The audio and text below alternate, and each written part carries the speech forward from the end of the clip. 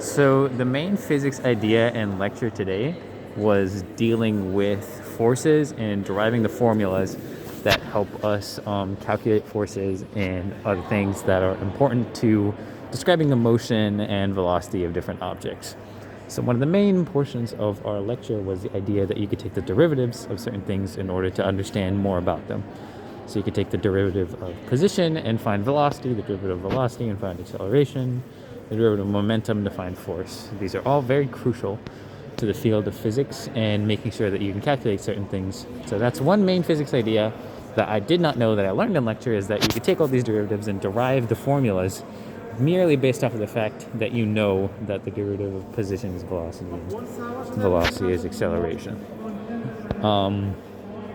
Yeah, so that's one main physics idea I didn't know. One of the things I did know is the general laws of gravity and how objects move and things like that that are generally accepted by the physics community. So those are all important things to have.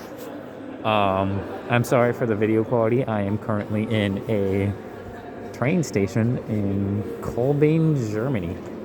So yeah. And something that sparked my curiosity was the fact that you could utilize all these formulas in order to find the original formulas, like the d equals vit plus 1 half at squared and stuff like that. You could just derive by understanding that if you multiply velocity times time, you get the change in distance, but the derivative of velocity is just acceleration, so you just multiply it by time again to get the at squared and things like that.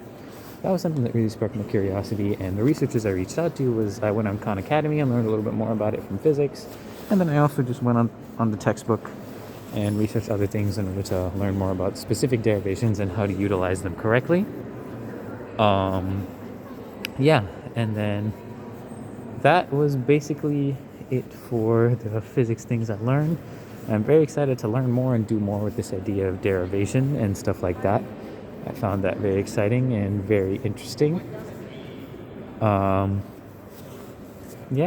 that's one thing that I really enjoyed about this lecture in physics.